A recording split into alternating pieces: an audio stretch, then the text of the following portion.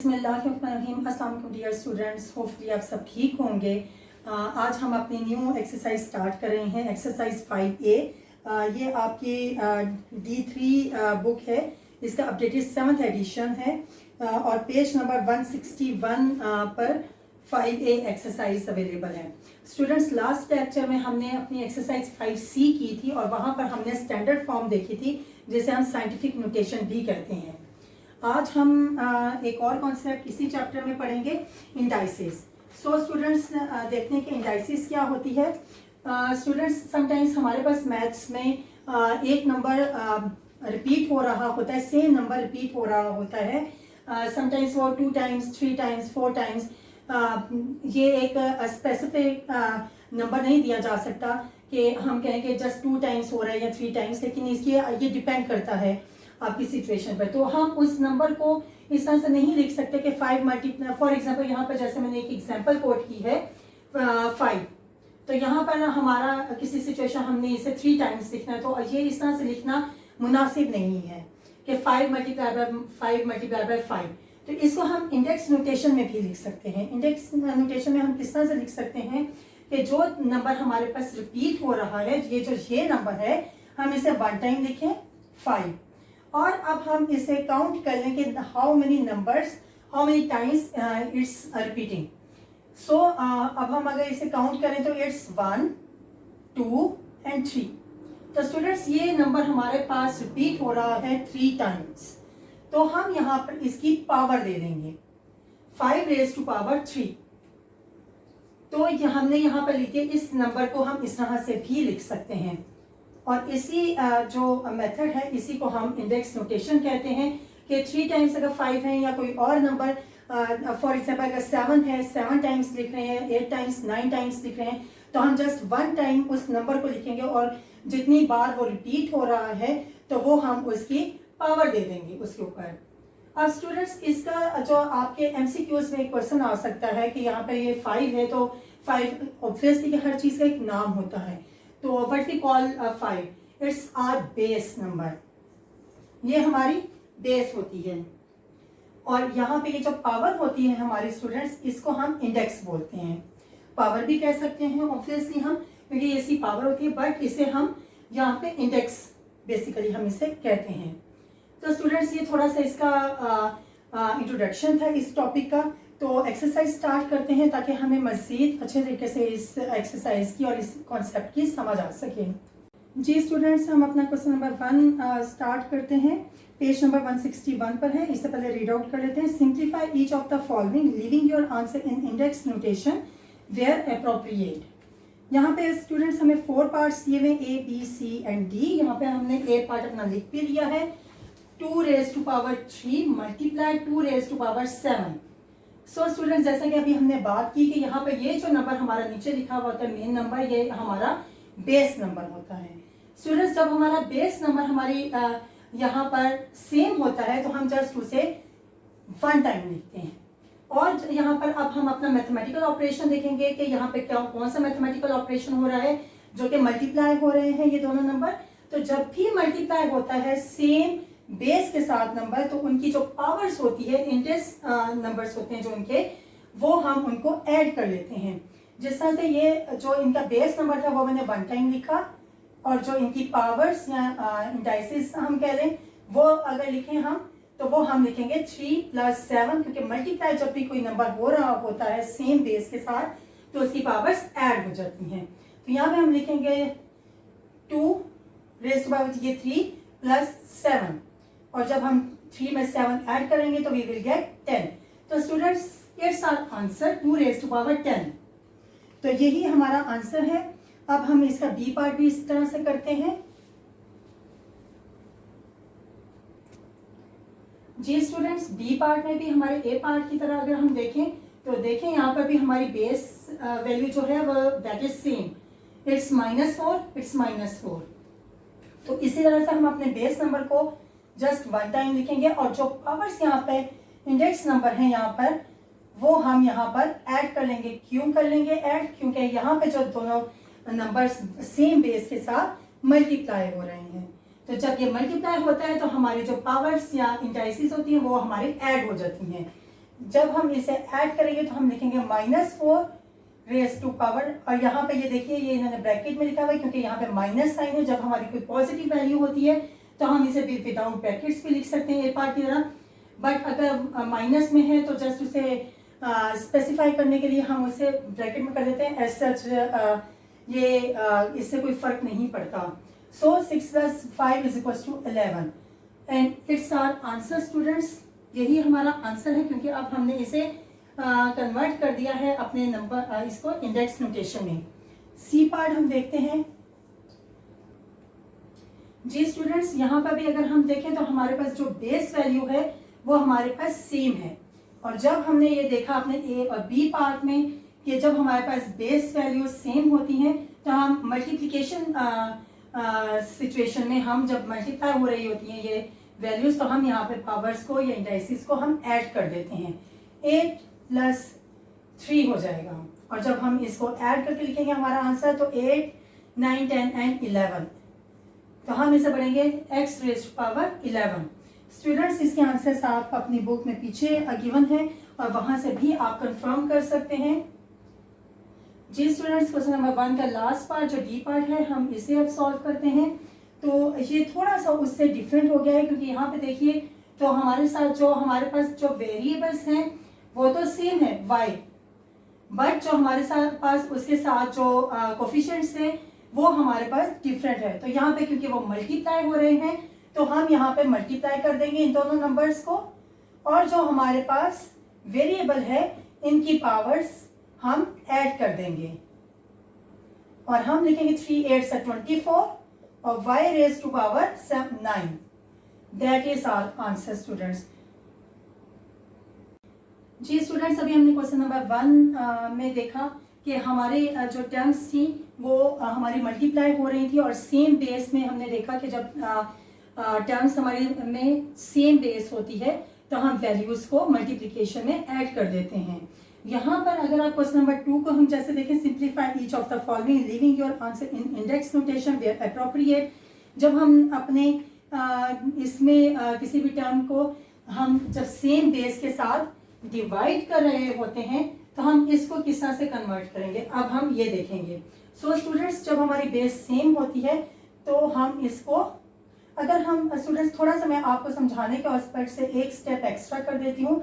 5 8 और जब डिवाइड हो रहा है तो हमें मालूम है कि हम इस तरह से ये बार लगाते हैं, डालते हैं, और यहाँ पे हम लिखेंगे 5⁻5 जो हमारे राइट साइड का नंबर है, हम इस तरह से लिखते हैं। तो स्टूडेंट्स, जब भी डिवाइड हो रही होती है सेम बेस में हमारे इंडाइसिस जो होती हैं वो हम माइनस कर देते हैं। जैसे हमने वहां पर मल्टीप्लिकेशन में ऐड की थी अपनी पावर्स के इंडाइसिस, यहाँ पे इसी तरह से हम उसे माइनस कर देंगे। तो हमारे पास आएगा 5⁻3, 8 - 5, तो हमारे पास जो आंसर आता है that is 5⁻3। That is our answer students. के डिवीजन में हम जो स्टूडेंट्स यहाँ पे मैं 2 वर्ड्स यूज कर रही हूँ इसके लिए, एक है इंडाइसिस और एक है पावर। दोनों एक ही चीज है जो कि हमारे यहाँ पे गिवन होती है कि इसकी इस नंबर की क्या पावर है, तो इसलिए मैं ये वर्ड्स यूज करिए। सो इसमें आप काइंडली कंफ्यूज मत होइएगा। और जब हम डिवाइड कर रहे होते हैं तो हम पावर्स को सब्ट्रैक्ट कर देते हैं, और जब हम मल्टीप्लाई कर रहे होते हैं तो सेम बेस में हम पावर्स ऐड कर देते हैं। Let's do its part B. जी स्टूडेंट्स, इसका बी पार्ट है -7⁻11 डिवाइडेड बाय -7⁻4। तो ये भी हम बिल्कुल अपने लास्ट पार्ट की तरह सॉल्व करेंगे। -7⁻11 जैसे हमने क्वेश्चन नंबर 1 के बी पार्ट में हमारे पास क्योंकि माइनस में हमारा वैल्यू थी तो हमने वहां पर उसे ब्रैकेट में लिख दिया था just because of minus sign. तो यहाँ पर भी हम इसी तरह से इसे कर रहे हैं, अदरवाइज इससे कोई फर्क नहीं है सच पड़ता। तो यहाँ पर हमारे क्योंकि ये डिवाइड हो रही है सेम बेस, तो यहाँ पे हम अपनी वैल्यूज को पावर्स को माइनस कर देंगे and we will get 11 - 4 means 7। तो that is our answer students. ये हमारा इस पार्ट का आंसर है। अब हम इसका सी पार्ट करते हैं स्टूडेंट्स। जी स्टूडेंट्स, यहाँ पे हमारे पास सी पार्ट है 6x⁻7 divided by x⁻3। Students यहाँ पर हमारे पास जो कोफिशिएंट भी अवेलेबल है हमारे पास हमारे वेरिएबल का, दैट इज 6, और यहाँ पे हमारे पास कोई कोफिशिएंट नहीं। और जब हमारे पास इनफैक्ट कोफिशिएंट कुछ भी नहीं लिखा हुआ था वेरिएबल के साथ, तो इट मीन्स के इट्स कोफिशिएंट इज 1। और आपको मालूम है कि न्यूमिरेटर और डिनोमिनेटर की फॉर्म में जब हम नंबर लिखते हैं तो डिनोमिनेटर में हम 1 नहीं लिखते, क्योंकि ये ऑब्वियस बात होती है कि अगर किसी नंबर के नीचे कुछ नहीं है तो यहाँ पे 1 होगा। इसी तरह से जब हमारे वेरिएबल के साथ कोई और नंबर नहीं होती, कांस्टेंट वैल्यू नहीं होती, तो इसका कोफिशिएंट हमारे पास 1 होगा। लेकिन स्टूडेंट्स इसको हमने बिल्कुल अपने लास्ट पार्ट्स की तरह ही करना है, हमने बिल्कुल भी कंफ्यूज नहीं होना। हम इसको इसी तरह से लेके चलेंगे, 6x raise to power 7 divided by x raise to power 3, और यहाँ पर हमारी ये देखिए बेस सेम है, so we will subtract the powers and we will get the answer 6x raise to power 4। That is our answer students. Last part करते हैं इस क्वेश्चन का। जी स्टूडेंट्स, यहाँ पर हमारे पास जो नंबर है ये है हमारे पास -15 y raise to power 9 divided by 5y raise to power 4। तो स्टूडेंट्स हम इसे बिल्कुल अपने लास्ट पार्ट्स की तरह लिख लेंगे कि फर्स्ट टर्म जो हमारी होती है लेफ्ट साइड पर वो हमारा हमेशा न्यूमिरेटर होता है, और जो हमारी सेकंड टर्म होती है हमारे राइट साइड पर तो वो हमारा डिनोमिनेटर होता है। हम बिल्कुल इसी तरह से लिख लेंगे। और स्टूडेंट्स हमने बहुत बार सिंप्लीफाई किया हुआ है अपने नंबर्स इसी तरह से, तो अगर हम इसे सिंप्लीफाई करना चाहें तो हम कैसे करेंगे स्टूडेंट्स, बिल्कुल इसी तरह से करेंगे। लास्ट पार्ट में तो जस्ट हमारे पास एक ही वेरिएबल के साथ कोफिशिएंट था, तो हमें वो एज इट इज लिखना था। ऑब्वियसली अगर वो मल्टीप्लाई होगा या डिवाइड होगा 1 से तो वो हमें सेम नंबर मिलेगा। लेकिन यहाँ पे देखिए तो हमारे पास दोनों टर्म्स के जो वेरिएबल्स हैं उनमें हमारे साथ दोनों के साथ सेपरेट कोफिशिएंट्स हैं, लेकिन जैसा कि नजर आ रहा है कि हम यहाँ पर अपने नंबर्स को सिंप्लीफाई कर सकते हैं। 5 1s are 5 and 5 3s are 15। तो हमारे पास जो नंबर आ रहा है that is -3 divided by y raise to power 4, क्योंकि 5 1s are 5, तो 1 अगर नहीं भी लिखेंगे तो इससे कोई फर्क नहीं पड़ेगा। सो स्टूडेंट्स अब हमारे पास क्योंकि बेस सेम है तो अब हम जो यहाँ पर लिखेंगे y, तो इसमें हम वैल्यू अपनी पावर्स को माइनस कर देंगे and then we will get our answer -3y raise to power 9 - 4 means it's 5। तो स्टूडेंट्स ये हमारा आंसर है इस पार्ट का। इसमें होपफुली आपको क्वेश्चन नंबर 1 और 2 की बहुत अच्छे से समझ आ गई होगी। जी स्टूडेंट्स, हमने अपने 2 क्वेश्चंस सॉल्व किए हैं, question number 1 and 2। One thing more students के यहाँ पर हमें यहाँ पे लॉ भी आपके इस चैप्टर में गिवन है। लॉ नंबर 1 जो है आपका law 1 of indices page number 153 पर है। डिस्क्रिप्शन में भी मैं इसका लिंक दे दूंगी, और यहाँ पे आपकी बुक पे भी ये लॉ गिवन है। ये इट्स अ सेम लॉ जो क्वेश्चन नंबर 1 में अप्लाई किया हमने, कि जब हमारी बेस सेम होती है तो हम अपनी पावर्स को मल्टीप्लिकेशन में हम अपनी पावर्स को ऐड कर देते हैं। ये हमारा लॉ नंबर 1 है इंडाइसिस का। और लॉ नंबर 2 जो हमारे क्वेश्चन नंबर 2 में हमने फॉलो किया है दैट इज कि जब हम सेम बेस में डिवाइड कर रहे होते हैं तो हम अपनी पावर्स को डिवीजन में सब्ट्रैक्ट करते हैं। इसी तरह से स्टूडेंट्स यहाँ पे लॉ नंबर 3 है जो कि हम क्वेश्चन नंबर 3 में फॉलो करेंगे। इट्स ऑन पेज नंबर 156, और ये है कि जब हमारे पास, मैं ये बल्कि बेहतर तौर पे आपको ये समझा सकती हूँ अपने क्वेश्चन से। हम यहाँ पर अपना क्वेश्चन भी लिख लेते हैं। 9 जो कि हमने लिखा हुआ है 9² रेज़ टू पावर 4। स्टूडेंट्स हम इस नंबर को अपने इस तरह से भी लिख सकते। हम सबसे पहले अपना क्वेश्चन लिख लेते हैं, that is our part A. तो स्टूडेंट्स इस 4 का मीनिंग ये है कि यहाँ पे ये जो नंबर विद इन ब्रैकेट है ये इतने टाइम्स हम यहाँ पर लिख रहे हैं। इतने टाइम ये नंबर मीन्स के रिपीट हो रहा है। जिस तरह से हमने बिल्कुल स्टार्ट में जब हमने इंट्रो दिया था इसका, तो हमने बात की थी कि जब सेम नंबर हमारा रिपीट हो रहा होता है तो हम उसको अपनी पावर में या इंडाइसिस में हम उसे इंडेक्स नंबर में लिख लेते हैं। तो इसी तरह से उसी चीज को अगर हम लेकर चलें तो हम यहाँ पे लिखेंगे 1 टाइम, 2 टाइम्स, क्योंकि यहाँ पे 4 टाइम्स ये नंबर लिखा गया है, जी स्टूडेंट्स, जब अगर हम आप इसको इस तरह से भी डेफिनेटली लिख सकते हैं, 2 प्लस ये जस्ट हमारी क्योंकि बेस सेम है तो हम अपने इंडेक्स नंबर को इस तरह से भी लिख सकते हैं 2 प्लस 2 प्लस 2 प्लस 2। तो देखिए स्टूडेंट्स, हमारे पास ये आएगा 8।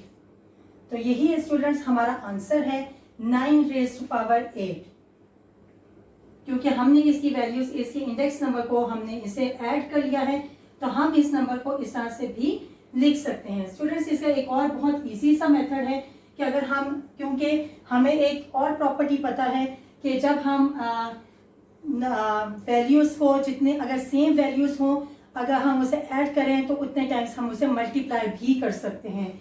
जिस तरह से हमारे पास यहाँ पे ये नंबर है और यही नंबर हमारे पास, देखिए स्टूडेंट्स, यहाँ पे ये मैं स्टेप ऐड करूंगी कि यहाँ पर हमारे पास सेम नंबर जो है वो यहाँ पे रिपीट हो रहा है, और ये कितनी बार रिपीट हो रहा है हम वो रिपीट टाइम लिखें 1 2 3 एंड 4। और हम इसको इस तरह से भी कर सकते हैं 9 रेज़ टू पावर 2 4 ज़ा 8।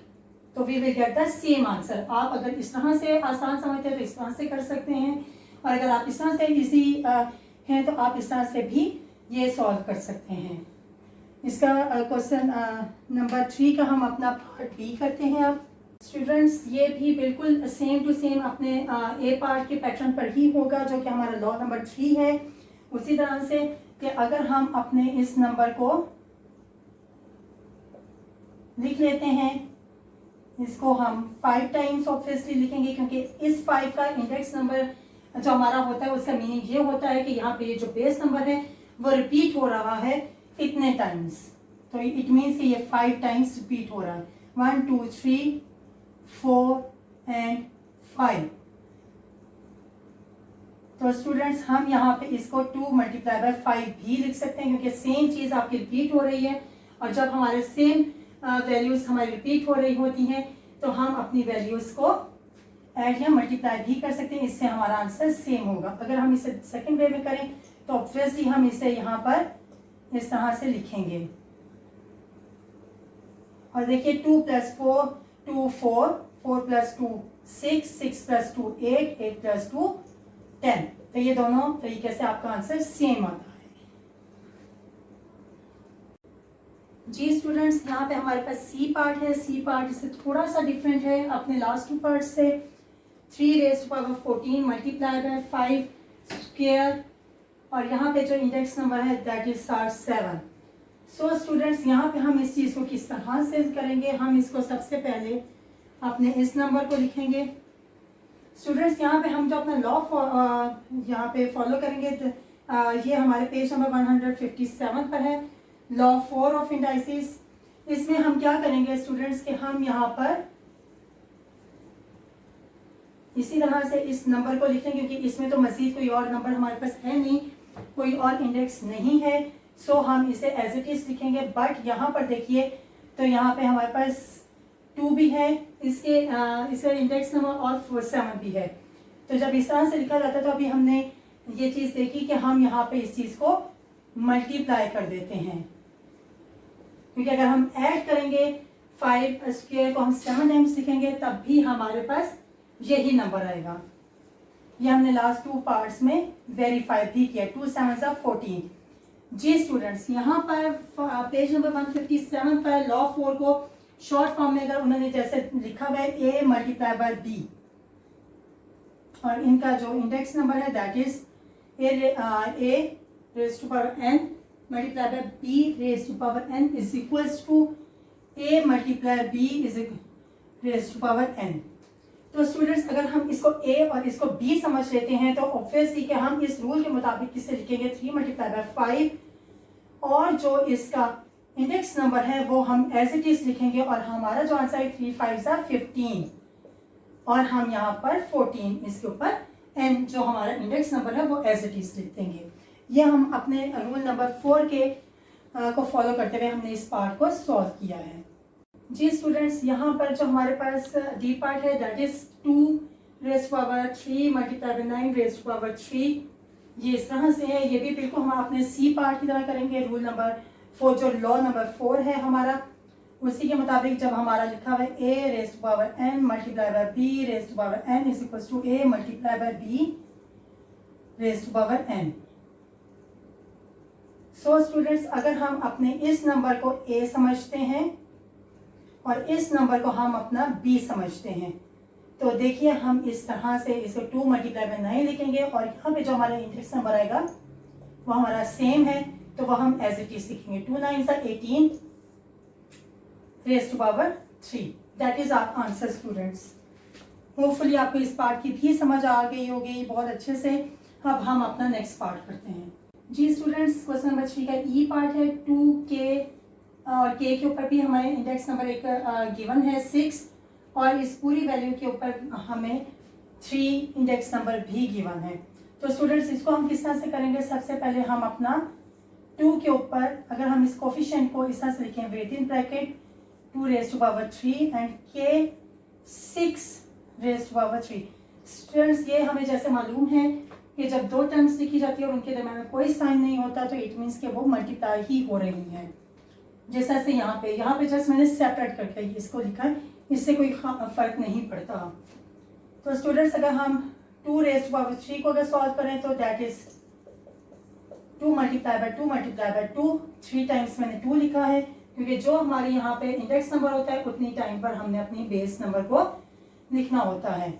और अगर स्टूडेंट्स हम इसको लिखते हैं k6 एंड k6, इसको भी हम 3 टाइम्स लिख लेते हैं। तो स्टूडेंट्स हम 2 2 4 2 8, यहाँ पर हमारे पास जो आंसर आएगा वह 8 होगा। और स्टूडेंट्स, जब हम अपने 6 को 3 टाइम्स ऐड या मल्टीप्लाई कर देते हैं तो हमारे पास आंसर आता है 18। तो हमारे पास यहाँ पे 18 k का जो इंडेक्स नंबर होगा ये हमारे पास 18 होगा। 8k 18 is our answer. Students, हमारे क्वेश्चन नंबर 3 का f और लास्ट पार्ट है।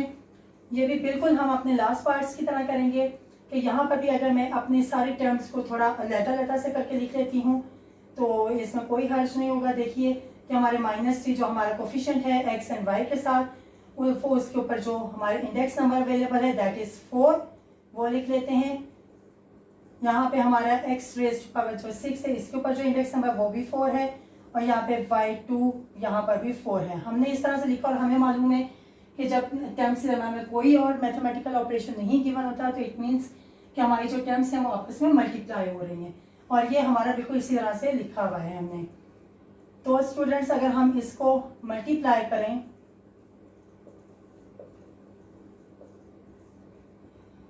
और यहाँ पर अगर हम अपने इसको 6 को 4 से मल्टीप्लाई कर दें या 6 को 4 टाइम्स हम ऐड कर दें तो we will get the same answer. तो हम इसे थोड़ा सा शॉर्ट करते हैं, हम इसको इस तरह से लिख देते हैं 3 3 9, 9 3 27 एंड 27 3 81। और हमें मालूम है स्टूडेंट्स कि जब हमारा कोई अगर इवन नंबर में माइनस साइन आ रहा हो तो वो हमारा पॉजिटिव हो जाता है मल्टीप्लिकेशन में। जिस तरह से माइनस माइनस प्लस हो जाएंगे, यहाँ पे प्लस माइनस माइनस और दोबारा से माइनस के साथ जब वो मल्टीप्लाई होगा तो we will get the positive value. जी स्टूडेंट्स, हम इनको 2 टर्म्स करके अगर मल्टीप्लाई करें तो 3 3 9 और ये माइनस माइनस जब मल्टीप्लाई होते हैं तो वो पॉजिटिव हो जाते हैं। इसी तरह से अगर मैं इन दोनों टर्म्स को भी मल्टीप्लाई कर दूं तो 3 3 9 और ये दोनों टर्म्स भी जब माइनस माइनस के साथ मल्टीप्लाई होता है तो हमारे पास पॉजिटिव 9 आएगा। और जब 9 को 9 से मैं मल्टीप्लाई करूंगी तो आई विल गेट 81। तो यहाँ पे हम 81 लिखेंगे। यहाँ पर हम x raise to power 6 4 24 and y raise to power 2 4 8। तो स्टूडेंट्स, इट्स आवर आंसर। होपफुली आपको इस पार्ट की भी बहुत अच्छे से समझ आ गई होगी। यहाँ पर हमने क्वेश्चन नंबर 1 2 3 के लिए कुछ लॉस फॉलो किए जो मैं पहले भी कह चुकी हूँ, अभी फिर मैं आपको बता रही हूँ कि मैं ये लॉस इंशाल्लाह अपने डिस्क्रिप्शन बॉक्स में भी दे दूँगी, आपकी बुक पर भी अवेलेबल हैं। और क्वेश्चन नंबर 1 को हमने फर्स्ट लॉ के अकॉर्डिंगली हमने सॉल्व किया, लॉ 2 के मुताबिक हमने अपना क्वेश्चन नंबर 2 को सॉल्व किया और यहाँ पर हमने अपने बाकी law number 3 and law number 4 हमने अपने क्वेश्चन नंबर 3 में अप्लाई किए। और इसी तरह से हमने क्वेश्चन नंबर अपना 3 भी सॉल्व कर लिया। अब हम अपने क्वेश्चन नंबर 4 को सॉल्व करते हैं। जी स्टूडेंट्स, हमारा क्वेश्चन नंबर 4 है simplify each of the following leaving your answer in index notation where appropriate. Students, इसको भी हमने अपने इंडेक्स नोटेशन में ही का आंसर लेकर आना है। अब हम इसे सॉल्व करते हैं। यहाँ पर स्टूडेंट्स लॉ नंबर 5 हम फॉलो करेंगे और ये आपकी बुक पेज नंबर 159 पर अवेलेबल है, लॉ 5 ऑफ इंडाइसिस। और यहाँ पे ये क्या है, मैंने आपके लिए यहाँ पे लिख भी दिया है, a raise to power n divided by b raise to power n is equal to a divided by b raise to power n। Means के यहाँ पर पहले डिवाइड अगर हो रहा है, नंबर हो रहे हैं, तो यहाँ पे ये जो n इसकी इंडाइसिस दिए हुए हैं हमें, ये हम उसको बिल्कुल एक उसके ब्रैकेट में एक ही वैल्यू, एक ही टर्म करके उसको वन टाइम ही उसकी इंडेक्स नंबर दे देंगे।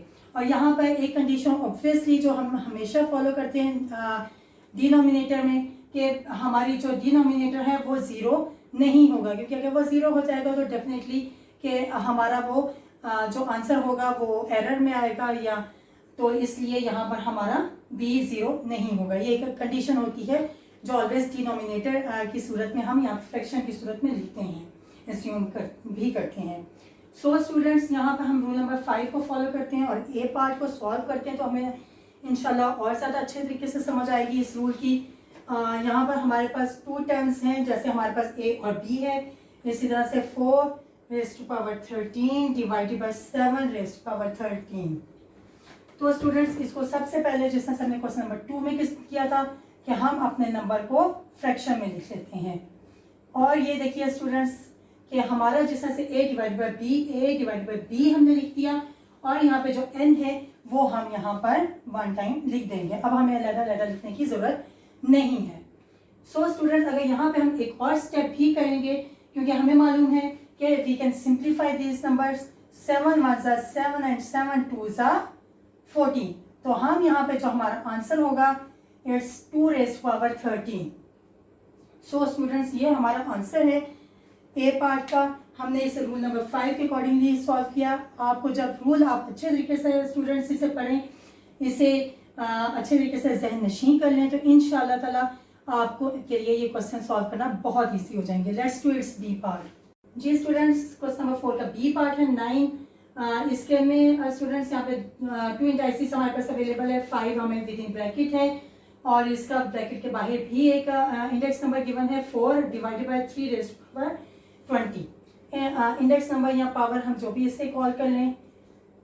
स्टूडेंट्स, यहाँ पर अगर हम इसको इस तरह से लिख दें और हम इसे फ्रैक्शन में लिख दें, और स्टूडेंट्स हमें मालूम है कि हम जिस तरह से हमने लास्ट क्वेश्चन इसका क्वेश्चन नंबर 3 किया है कि हम ये दोनों पावर्स को मल्टीप्लाई कर दें या ऐड कर दें। ये बेस 9 4 टाइम्स, तो हमारे पास ऑब्वियसली के यही नंबर आएगा। अगर हम इसे मल्टीप्लाई कर देंगे तो भी यही नंबर आएगा, जो कि हमें प्रॉपर्टी मालूम है कि मल्टीप्लिकेशन एंड डिवीजन में हम लोग अगर सेम नंबर हो तो हम लोग एडिशन की जगह पे मल्टीप्लाई भी कर सकते हैं। सो 9 टू पावर 5 मल्टीप्लाई बाय 4 लिखेंगे, ये एज इट इज आएगा, और यहाँ पर हम लिखेंगे 9 रेज़ टू पावर 20। और देखिए स्टूडेंट्स के यहाँ पे दोनों के जो n है हमारा, वो हमारा रूल नंबर 5 लॉ नंबर 5 में जिस तरह से हमारा n है वो सेम हो गया है। तो अब हम देखिए स्टूडेंट्स, हम इस नंबर को इस तरह से a डिवाइड बाय b के सूरत में लिख सकते हैं। जी students, sorry it's not 30 it's 3। So 9 divided by 3 हो जाएगा। अब अगर हम लास्ट पार्ट की तरह यहाँ पे भी सिंप्लीफाई कर सकते हैं, 3 1 ज़ा 3 एंड 3 3 ज़ा 9। तो स्टूडेंट्स, ये है हमारा final answer 3 raise to power 20। जी स्टूडेंट्स, क्वेश्चन नंबर 4 का C part m divide by 2, और इसके जो इंडेक्स नंबर है दैट इज 5। तो स्टूडेंट्स, यहाँ पर अगर हम देखें तो हमारे पास ना तो सेम बेस वैल्यू है और ना ही ये जिस तरह से हमने लास्ट पार्ट्स किए हैं उसकी हमारा जो इंडेक्स नंबर है वो जस्ट हमें यहाँ पे गिवन है, जो कि हमारे इन दोनों नंबर्स के ऊपर हम अप्लाई कर सकते हैं। अगर हम इस यहाँ पर तो इसे कंबाइन में हमें गिवन है, बट हम इसे सेपरेट भी कर सकते हैं मजीद सॉल्व करने के लिए। तो स्टूडेंट्स हम इसे m रेज़ टू पावर 5 लिख सकते हैं क्योंकि ये इन दोनों नंबरों पर अप्लाई हो रहा है, ये index number m raise to power 5, 2 raise to power 5। तो स्टूडेंट्स देखिए, इसको तो मजीद हम कुछ नहीं हम कर सकते, बट 5 टाइम्स हम 2 ज़रूर लिख सकते हैं, जैसा कि हमें मालूम है कि जब हमारा इंडेक्स नंबर जो होता है उतने टाइम हम अपने मल्टीप्लाई कर सकते हैं बेस को इसी अपने आप के साथ itself. So we are just going to multiply 2 5 times with itself. 2 2s are 4, 4 2s are 8, 8 2s are 16 and 16 2s are 32. तो स्टूडेंट्स ये इसका सिंपल सा आंसर है। अगर आपको कोई भी पार्ट इस तरह से गिवन हो कि आपको वो विद इन ब्रैकेट उसका एन सेम है, उसे इंडेक्स नंबर सेम है, तो आप उसे सेपरेट कर सकते हैं और सेपरेट करके आप उसे मजीद सॉल्व कर सकते हैं। जी स्टूडेंट्स, क्वेश्चन नंबर 4 का डी पार्ट है 3 divided by N square, and इसका जो विद इंडेक्स नंबर है इस पूरे होल टर्म का ये है हमारे पास 3। तो इसे भी हम अपने बिल्कुल सी पार्ट की तरह सॉल्व करेंगे कि मजीद इसके हम इनकी जो इंडेक्स नंबर्स हैं वो हम इसे सेपरेट कर देंगे। तो वो हम कुछ इस तरह से लिखेंगे 3 raise to power 3 and N square, और फिर इसके सेकंड जो इंडेक्स नंबर है हमारा दैट इज 3। एन स्क्वायर का इंडेक्स नंबर जो है वो हमारे पास 3 है। तो स्टूडेंट्स अगर हम 3 को 3 टाइम्स मल्टीप्लाई करें, क्योंकि 3 क्यूब का मीनिंग है कि we have to multiply 3 times, and जैसे कि हमें यहाँ पर अपना 2 मल्टीप्लाई बाय 3 हमें मालूम है कि यहाँ पर हम अपने लॉ के मुताबिक 2 को 3 से मल्टीप्लाई कर सकते हैं, या एन स्क्वायर को हम 3 टाइम्स लिखेंगे और उसे ऐड करेंगे तो भी हमें सेम आंसर मिलेगा। तो हम इसे बिल्कुल सिंपल और शॉर्ट में करेंगे कि यहाँ पर अंदर जो भी हमारे पास इंडेक्स नंबर होता है उसे हम अपने बाई वाले इंडेक्स नंबर के साथ मल्टीप्लाई कर देते हैं, तो we will get the answer 3 3s are 9, 9 3s are 27 and 2 3s are 6. So students, it's our answer 27 divided by n raised to power 6.